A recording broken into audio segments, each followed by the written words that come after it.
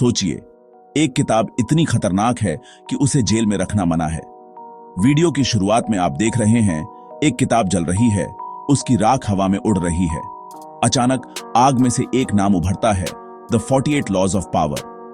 Screen पर बड़े बड़े शब्द उभरते हैं, banned in prisons, controversial, dangerous. यह सिर्फ कोई आम किताब नहीं है।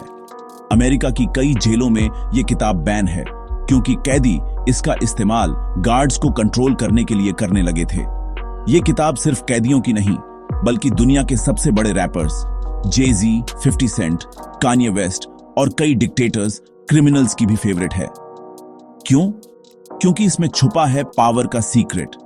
The 48 laws of power, Robert Greene की मास्टरपीस, 400 सालों के इतिहास, राजनीति, युद्ध और इंसानी मन के खेल से निकाले गए 48 नियमों का संग्रह है। तो आज की इस वीडियो में हम समझेंगे, आखिर क्यों मानी जाती है ये किताब इतनी खतरनाक? क्या इसे पढ़ना चाहिए या इससे दूर रहना चाहिए? और अगर पढ़ो तो कैसे इस्तेमाल करो ताकि ये तुम्हारे लिए वरदान बने, अभिशाप नहीं। द 48 लॉज ऑफ पावर कोई आम मोटिवेशनल किताब नहीं है। रॉबर्ट ग्रीन ने इसे लिखने में लगभग 20 साल लगाए। वह लाइब्रेरी में घंटों बैठकर इतिहास के सबसे बड़े लीडर्स, राजा महाराजाओं, डिक्टेटर्स, फिलोसोफर्स, यहां तक कि सबसे चालाक स्कीमर्स की कहानियां पढ़ते रहे। हर कहानी को गहराई से समझा, उनकी जीत और हार का विश्लेषण किया और आखिरकार इन सब का निचोड़ निकाला, पावर के 48 नियम। ये किताब एक मैनुअल है, समझने का, बनाने का और बचाने का। ताकत कैसे आती है, कैसे जाती है और कैसे उसे संभालना चाहिए। इसमें आपको नैतिकता की बातें कम मिलेंगी, बल्कि ये किताब बताती है कि असल जिंदगी में, सत्ता के खेल में लोग कैसे सोचते हैं, कैसे चालें चलते हैं। कई लोग इसे खुदगर्जी या मैनिपुलेटिव मानते हैं, लेकिन सच ये है कि ये किताब आपको वर्ल्ड के रियल गेम्स सिखाती है। पावर सिर्फ ताकतवरों का खेल नहीं, बल्कि हर किसी के लिए है जो अपनी जिंदगी में इन्फ्लुएंस, रिस्पेक्ट और कंट्रोल चाहता है। द 48 लॉज ऑफ पावर उन रूल्स का सबसे डिटेल्ड मैप है। लेकिन ध्यान रहे, ये किताब खुद कहती है, power is neither good nor evil, it's a game. इसका इस्तेमाल आपके इरादों पर निर्भर करता है। अब बात करते हैं किताब के शुरुआती 3 नियमों की, जो अक्सर सबसे तेजी से असर करते हैं। पहला नियम, नेवर आउटशाइन द मास्टर। अपने बॉस या मेंटर से कभी ज्यादा चमकने की कोशिश मत करो। फॉकेट ने राजा लुई के लिए शानदार पार्टी दी, लेकिन उसकी चमक ने राजा को इनसिक्योर कर दिया और फॉकेट को जेल में डाल दिया गया। दूसरा नियम, never put too much trust in friends, learn how to use enemies. इतिहास में ऐसे हजारों उदाहरण हैं जब दोस्तों ने पीठ में छुरा घोंपा, वहीं दुश्मन अक्सर ज्यादा वफादार निकलते हैं। तीसरा नियम, कंसील योर इंटेंशंस। अपने इरादे कभी जाहिर मत करो। अगर लोग तुम्हारे असली प्लान जान गए तो या तो तुम्हें रोक देंगे या तुम्हारे खिलाफ चाल चलेंगे। ऑफिस में बॉस को ओवरशाइन करना, दोस्तों पर अंधा भरोसा करना या अपने प्लान्स सबके सामने खोलकर रखना, ये अक्सर खतरे का कारण बनता है। ये तीनों नियम अपने आप में पावर गेम के सबसे मजबूत हथियार हैं, अगर सही इस्तेमाल करो। खुद से पूछो, क्या कभी तुमने ये गलतियां की हैं? अब बात करते हैं चौथे से 7वें नियम की। चौथा नियम, always say less than necessary. जितना कम बोलोगे उतना ही लोग तुम्हें समझने की कोशिश करेंगे और तुम्हारी ताकत बढ़ेगी। 5वां नियम, so much depends on reputation, guard it with your life. आपकी रेप्यूटेशन ही आपकी सबसे बड़ी संपत्ति है। एक बार बदनाम हो गए तो सब कुछ खत्म। 6ठा नियम, court attention at all costs. किसी भी कीमत पर लोगों का ध्यान अपनी ओर खींचो। अगर लोग तुम्हारे बारे में बात नहीं कर रहे हैं तो तुम धीरे धीरे गायब हो जाओगे। 7वां नियम, get others to do the work for you but always take the credit. Team से काम करवाओ लेकिन क्रेडिट खुद लो। यही करते हैं कई बड़े लीडर्स। इन नियमों को अगर सही से समझो तो देखोगे कि ये सिर्फ पावर के लिए नहीं, बल्कि अपनी पर्सनल ग्रोथ के लिए भी जरूरी है। कम बोलना, अपनी रेपुटेशन को प्रोटेक्ट करना, लोगों का अटेंशन पाना, ये स्किल्स हर फील्ड में काम आते हैं। क्या तुम अपनी लाइफ में इन नियमों का इस्तेमाल कर सकते हो?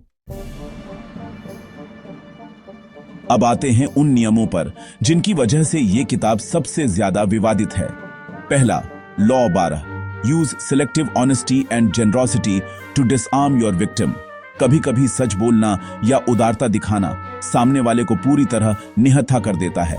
दूसरा, law 14, pose as a friend, work as a spy. दोस्ती का नकाब पहनकर दूसरों से इंफॉर्मेशन निकालो। बहुत से लोगों को यह नियम बेहद मैनिपुलेटिव और डेंजरस लगता है। तीसरा, law 27, play on people's need to believe to create a cult like following. लोगों की बिलीफ और इमोशंस के साथ खेलो ताकि वो तुम्हारे हर शब्द को फॉलो करें। इन नियमों को सुनकर लगता है कि किताब इंसानों को धोखेबाज बना रही है, लेकिन सच्चाई ये है कि इतिहास में हर बड़े लीडर, गुरु और यहां तक कि कंपनियां भी कभी ना कभी इन नियमों का इस्तेमाल करती हैं। ये नियम अगर गलत इरादे से इस्तेमाल किए जाएं तो बहुत नुकसान भी कर सकते हैं। इसलिए ये जानना जरूरी है कि ये किताब सिर्फ स्ट्रैटेजी सिखाती है, इंसानियत या नैतिकता सिखाना इसका मकसद नहीं है। अब बात करते हैं किताब के आखिरी 3 नियमों की, जो पावर गेम का फिनाले हैं। Law 46, never appear to perfect.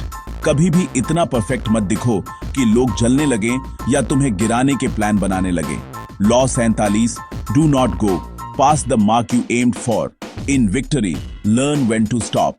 जीत के बाद भी लिमिट जानो, वरना ज्यादा चाहने की लालच में सब कुछ खो सकते हो। लॉ 48, अस्यूम फॉर्मलेसनेस, यानी पानी की तरह बनो, हर सिचुएशन के हिसाब से खुद को ढालो। इन तीनों नियमों में एक गहरा सबक है, पावर कभी स्थायी नहीं होती। जो खुद को बदल सकता है वही सरवाइव करता है।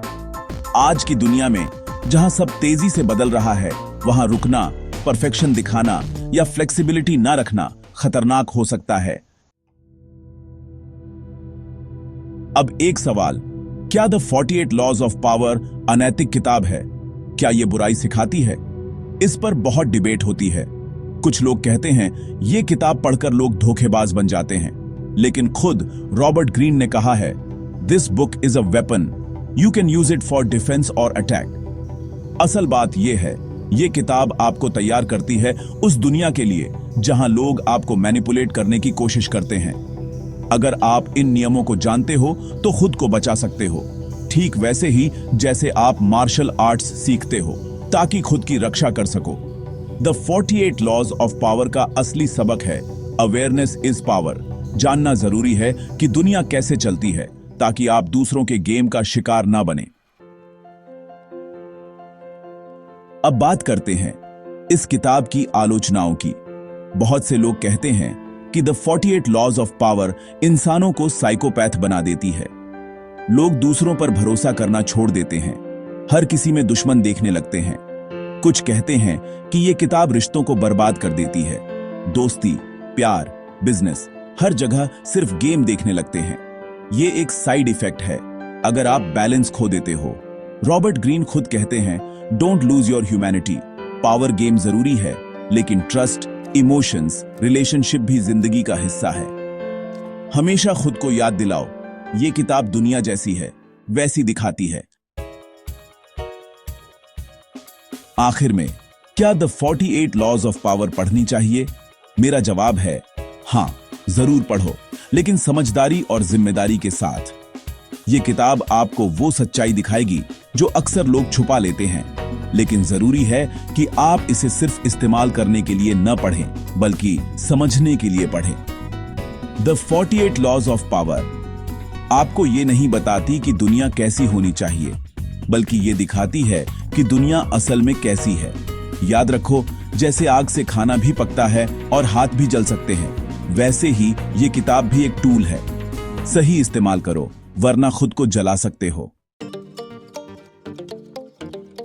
अगर आपको ये वीडियो पसंद आया तो लाइक जरूर करो, चैनल को सब्सक्राइब करना मत भूलो, क्योंकि हम ऐसी ही किताबों की डार्क, डीप बातें डिकोड करते रहेंगे। कमेंट में बताओ, तुम्हें कौन सा लॉ सबसे ज्यादा इंटरेस्टिंग या खतरनाक लगा, या कौन सा लॉ अपनी लाइफ में अप्लाई करना चाहोगे। अगली वीडियो में हम लॉ 9 को डिकोड करेंगे। Win through your actions, never through argument. तब तक पावरफुल बने रहो, सीखते रहो और अपने अंदर की आग को सही दिशा में लगाओ। जय हिंद।